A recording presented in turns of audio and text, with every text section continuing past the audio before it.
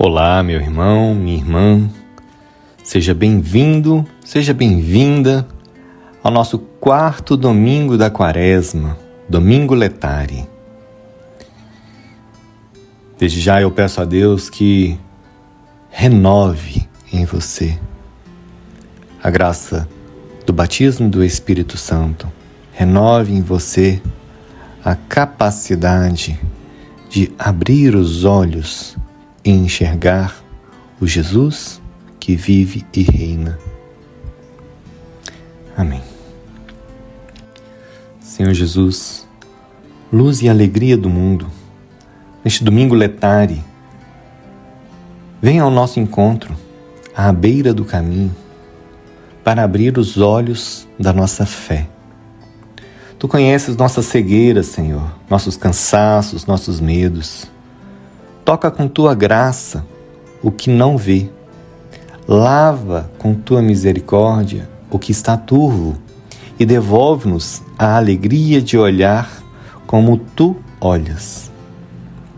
Dá-nos a humildade, Senhor, de deixarmos-nos ungir com o Teu barro, obediência para ir a Siloé e lavar-nos, e coragem para confessar Teu nome. Que Teu Espírito faça de nós testemunhas simples, olhos abertos para reconhecer-te, lábios para agradecer-te e passos que conduzam outros à fonte. Hoje nos alegramos porque nos olhas, nos curas e nos envias. Evangelho de São João, capítulo 9, versículos de 1 a 41. Naquele tempo, ao passar, Jesus viu um homem cego de nascença. Os discípulos perguntaram a Jesus: Mestre, quem pecou para que nascesse cego? Ele ou seus pais?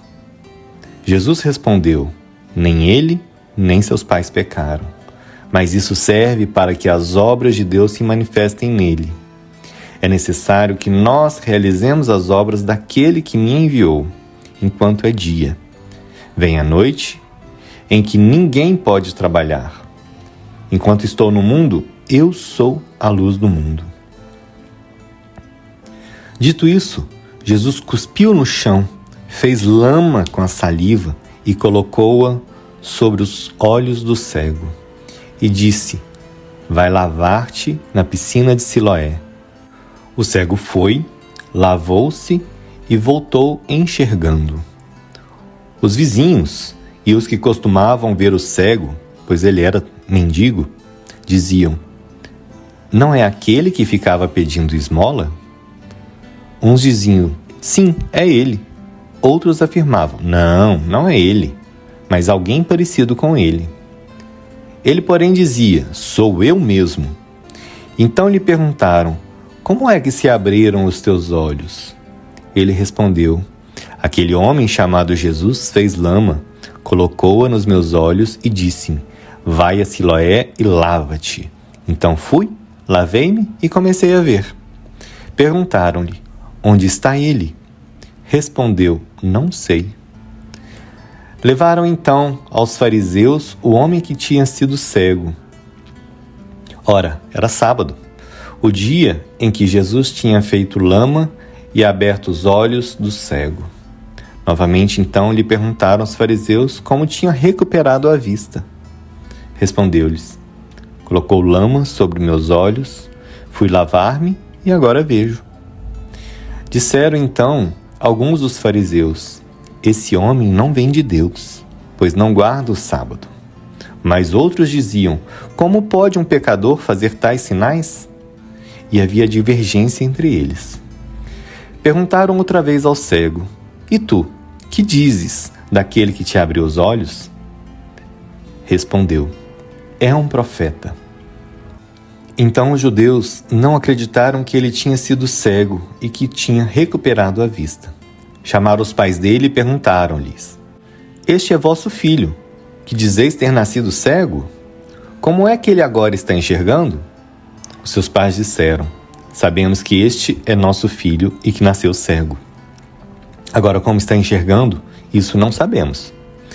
E quem lhe abriu os olhos, também não sabemos. Interrogai-o. Ele é maior de idade, ele pode falar por si mesmo. Os seus pais disseram isso porque tinham medo das autoridades judaicas. De fato, os judeus já tinham combinado expulsar da comunidade quem declarasse que Jesus era o Messias. Foi por isso que seus pais disseram: é maior de idade, interrogai-o a ele. Então os judeus chamaram de novo o homem que tinha sido cego. Disseram-lhe: dá glória a Deus. Nós sabemos que este homem é um pecador. Então ele respondeu: se ele é pecador, não sei. Só sei que eu era cego e agora vejo.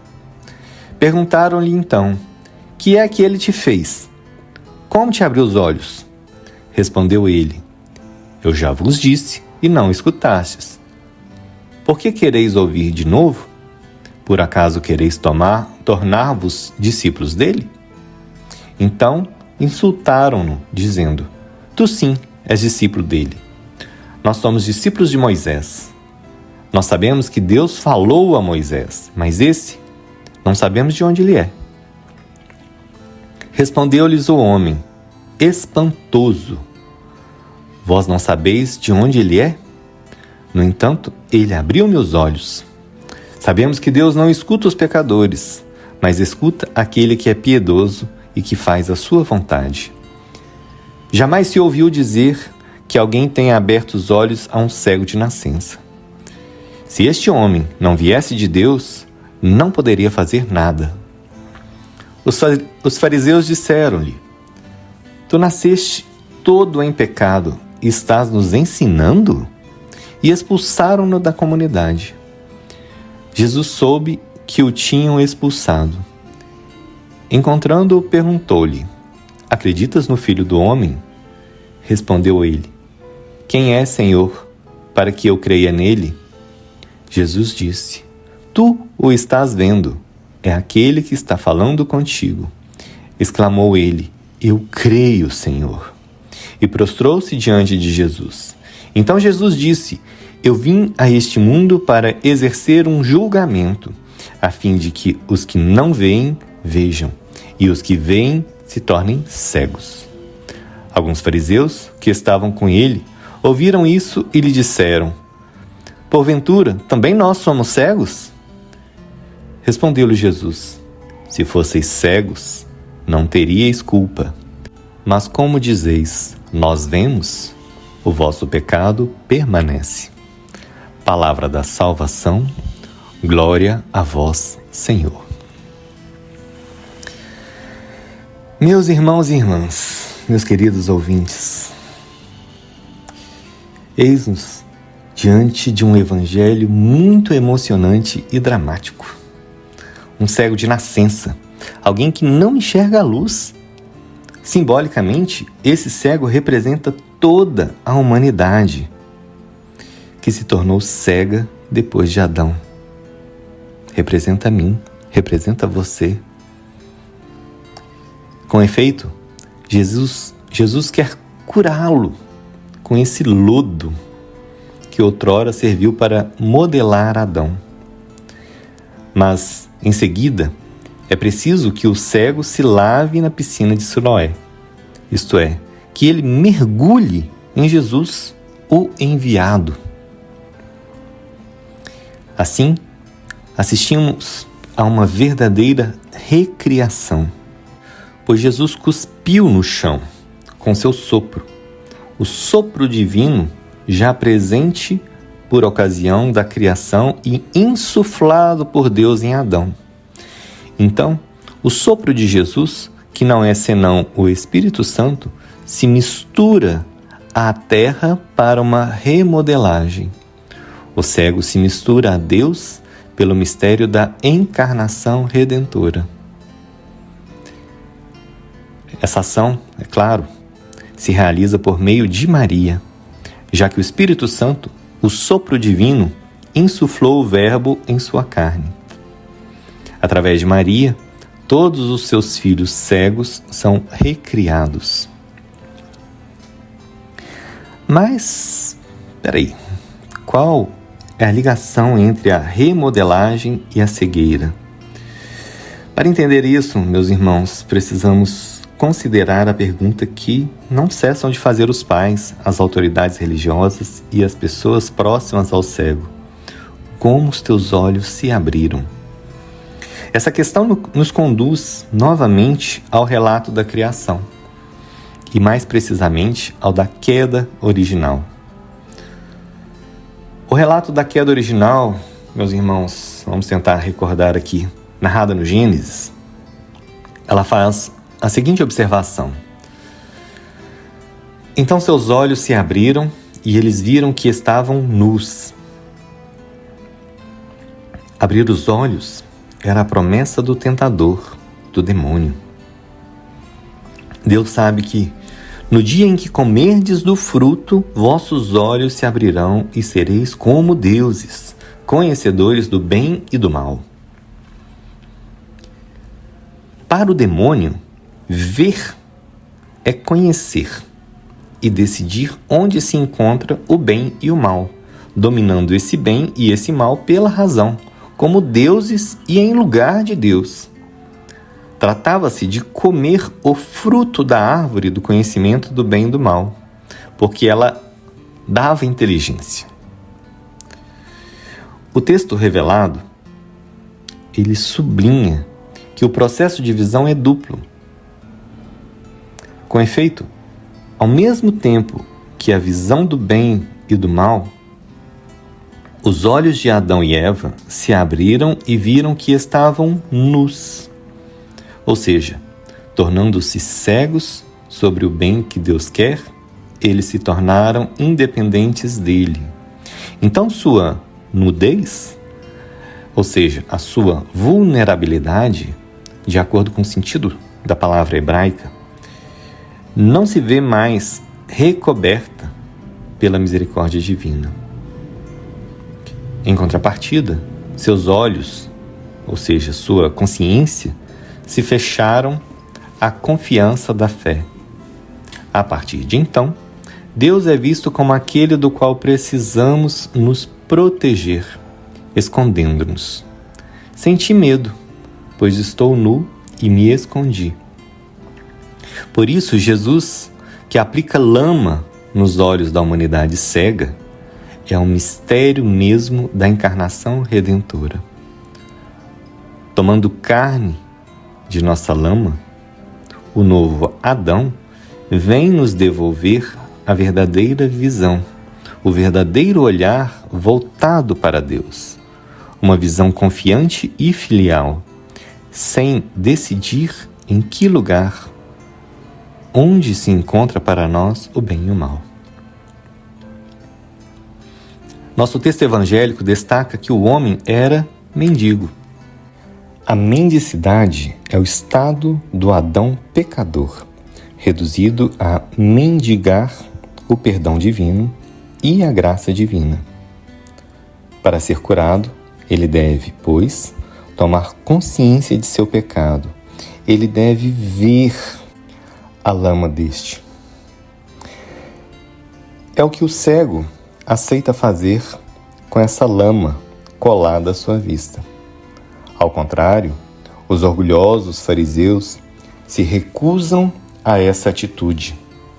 Eles dominam racionalmente a lei moral, o bem e o mal, excluindo toda misericórdia, em primeiro lugar para consigo mesmos, porque acreditam que não precisam, em seguida para com os outros, que eles condenam sistematicamente.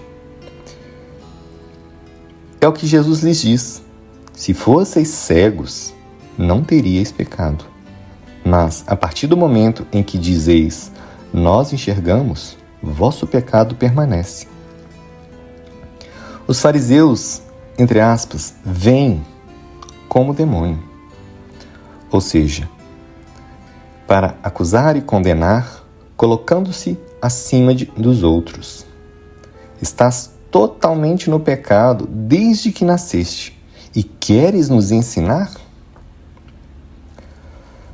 Ora, meus irmãos, essa atitude de autossuficiência, ela ronda todos nós. ela decorre de uma religiosidade racionalizada e moralizante, fechada e, portanto, cega sobre o verdadeiro rosto do Deus da misericórdia, o Deus que se mistura à nossa lama para nos remodelar.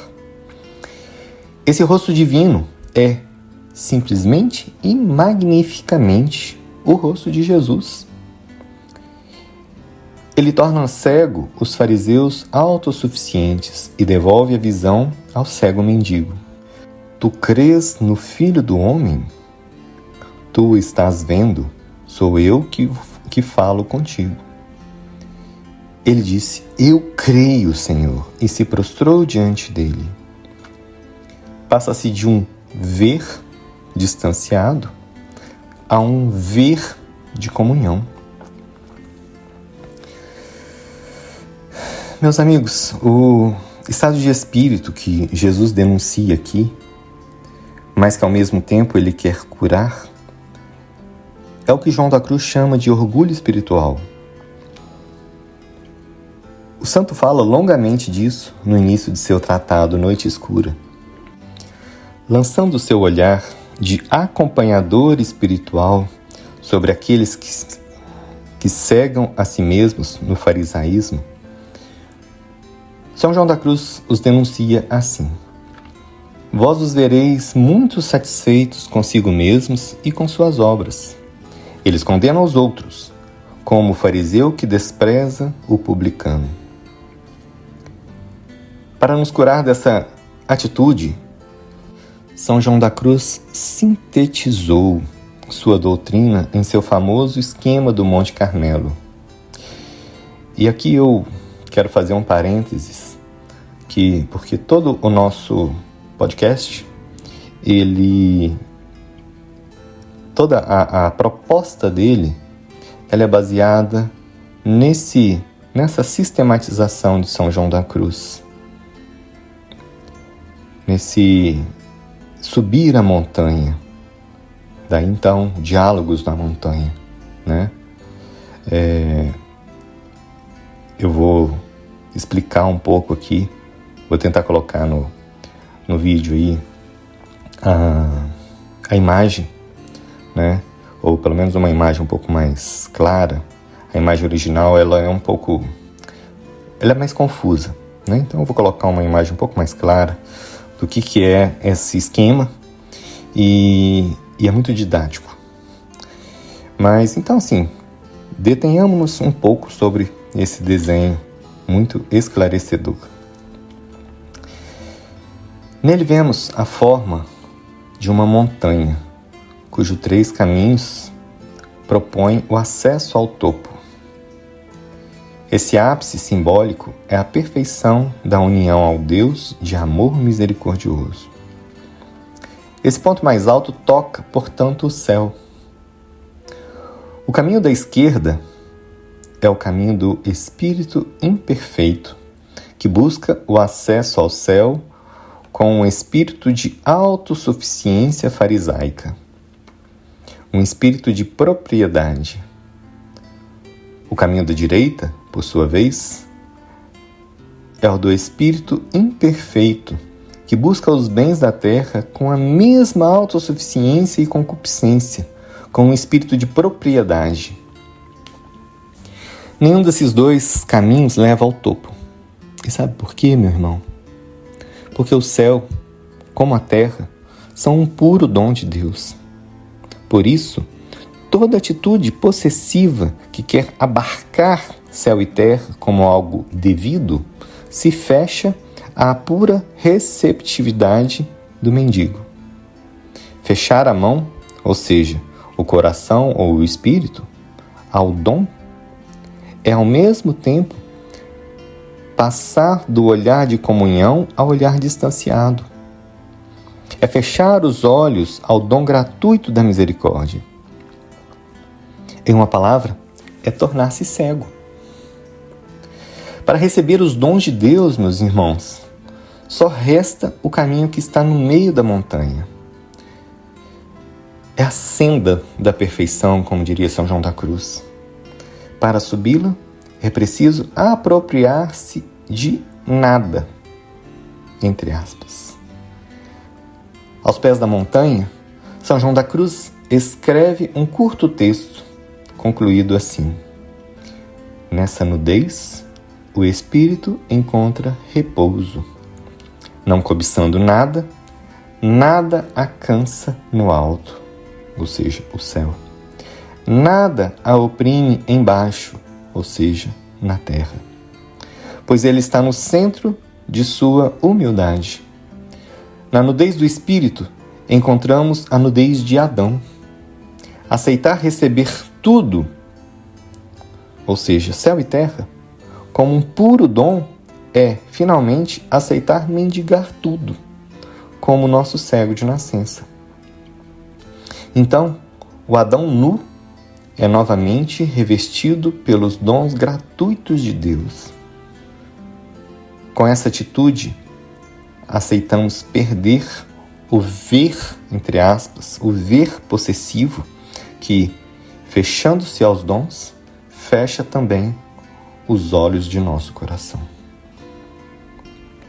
Falando francamente, meus irmãos, para São João da Cruz, só Deus pode nos devolver esta pobreza ou nudez espiritual. É o que ele chama de a noite passiva, isto é, só a presença de Jesus acolhida em nosso coração pode nos devolver essa pura atitude filial. Então, a atitude de Eva, inspirada pelo diabo e que consistiu em tomar o fruto como a única racionalidade, se torna um receber Jesus, o fruto novo através do coração. Nesse sentido,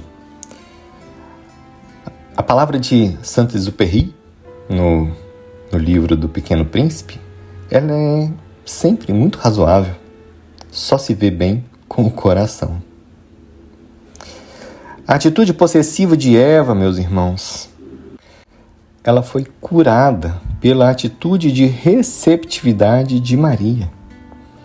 A piscina do enviado, a piscina de Siloé, onde precisamos mergulhar, é ela, Maria, aquela que foi a primeira que recebeu o fruto novo, Jesus, que mergulhou nela pela encarnação. Porque ela é a mais pobre, a mais mendicante. Ela é também a mais plena, a mais salva, aquela que faz a mais bela experiência da misericórdia. É o que ela mesma proclama em seu canto do Magnífica. Meu espírito exulta em Deus, meu Salvador. Ele olhou para a pequenez da sua serva. Sua misericórdia se estende de geração em geração. Maria deixa a misericórdia olhar para ela. É por isso que o seu olhar é imaculado. Ela vive na fé o Salvador Jesus. A fé confiante de Maria é também aquela do cego e pode também ser a nossa. Ela é o inverso da atitude dos fariseus de nosso Evangelho. O olhar confiante para o Jesus Salvador e sua ação. Foi isso que o diabo tirou do coração dos fariseus. Eles não queriam acreditar que aquele homem fora cego e agora podia ver. Em última análise, o pecado dos fariseus é a recusa a acolher um Deus encarnado, que veio tocar nosso pecado. Ele aplicou lodo sobre os olhos do cego. Essa atitude é o oposto da atitude mariana, meus queridos ouvintes. De fato, Maria é aquela que aceita plenamente que o Verbo venha se misturar à sua argila. Nós mesmos devemos aceitar que Jesus venha à nossa argila, assim como à lama de nossa miséria. Ele o fez para nos recriar. Será então que veremos, como cego, que Deus não é o vigilante moralizador que fabrica a razão dos fariseus, mas o Deus feito barro, feito homem, para insuflar em nosso coração o seu Espírito Santo misericordioso. Na mesma ótica que nosso Evangelho sobre o cego de nascença, São João da Cruz, em seu comentário sobre o canto da chama viva de amor, destaca o seguinte: Deus é a luz da alma, do coração. Quando esta não o ilumina, ela está cega, mesmo que sua vista seja muito boa. Com este texto, João quer nos dizer que a verdadeira relação com Deus não depende da qualidade da visão de nossa inteligência e de seu conhecimento racionalizado do bem e do mal. Em contrapartida, nossa verdadeira relação depende de nossa capacidade de nos deixar iluminar pela misericórdia. Nesse sentido, São João da Cruz ainda acrescenta: a cegueira da alma é sua ignorância. E enquanto Deus não a iluminou, não a transformou, ela permanece cega em relação aos bens de Deus. Nessa afirmação, encontramos a necessária passividade ensinada pelo santo, ou seja, a receptividade do mendigo. Só o sopro de Jesus, misturando sua saliva, ou seja, o Verbo, à nossa poeira, à nossa miséria, pode iluminá-la com a misericórdia da Trindade. Assim, não somos mais como deuses, o que propõe a serpente, ou o diabo, mas somos realmente filhos de Deus, participando de sua vida íntima. Em Jesus e por Maria, nós nos tornamos filhos amados do Pai, no sopro do Espírito Santo. De fato, meus queridos ouvintes, o conhecimento do qual falam João Evangelista e São João da Cruz é, em primeiro lugar, uma experiência de encontro vivo. Foi essa experiência que Maria e o cego de nascença fizeram. Foi também aquela que João da Cruz fez e a qual ele nos convida. Ele o faz com seus cânticos místicos. Por exemplo, nos poucos versos da Chama Viva de Amor, onde encontramos o tema da cegueira.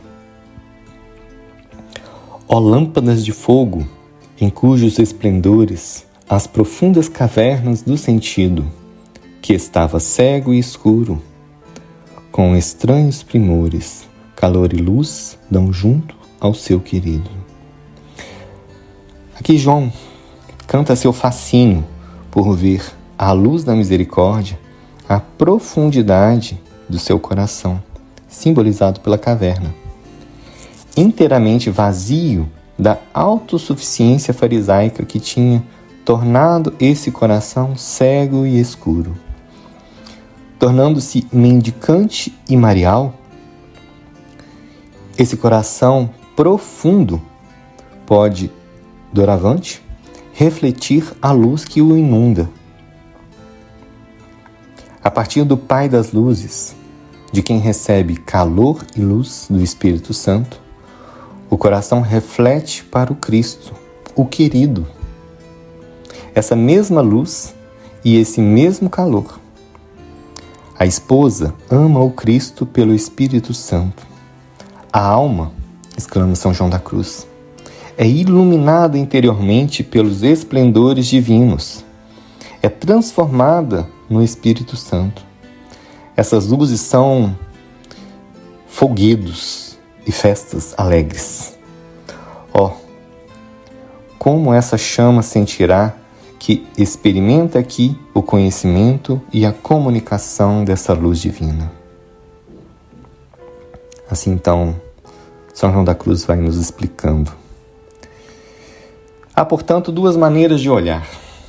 Primeiramente, o relato da queda original nos indica que a mulher viu que a árvore era sedutora e agradável aos olhos.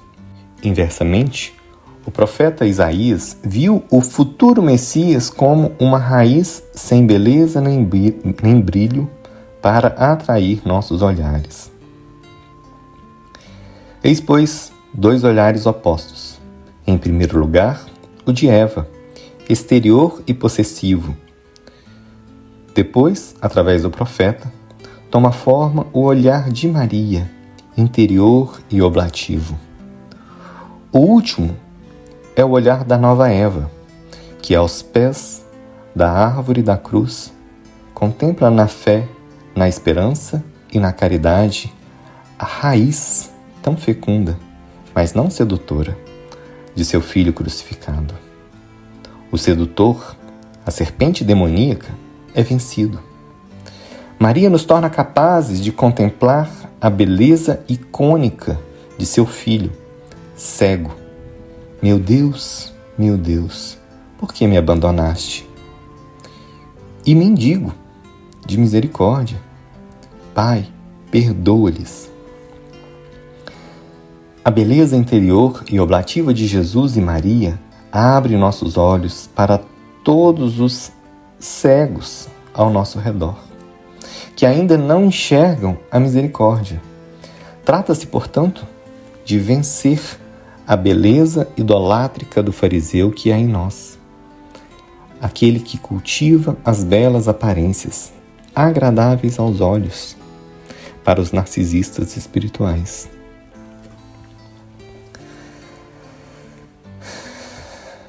Muito bem, meus irmãos.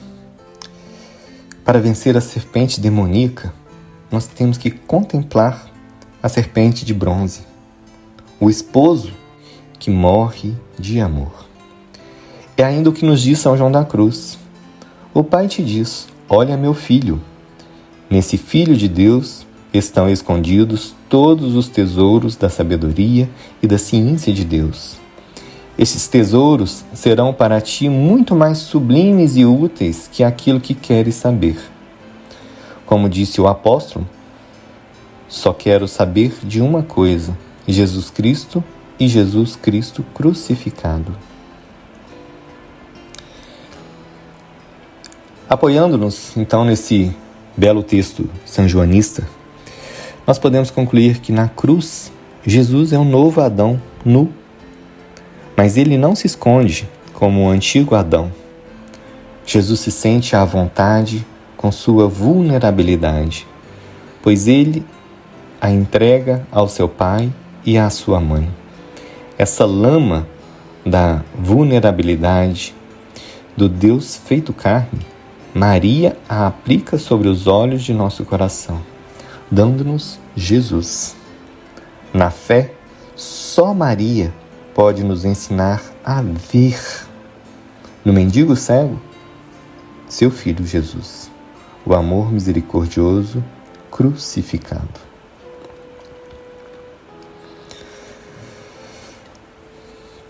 Pai de misericórdia, abre nossos olhos com a luz do Teu Filho e dá-nos humildade para obedecer à Tua palavra.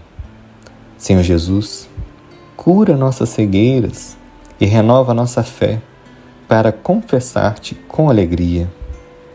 Espírito Santo, fortalece nossa confiança e faz-nos testemunhas luminosas da Tua verdade.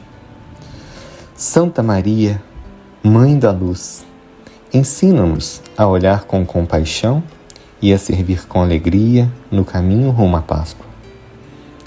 Amém. Caminhemos, meus irmãos e irmãs, olhos fixos em Jesus. Que Deus te abençoe, em nome do Pai, do Filho e do Espírito Santo. Amém.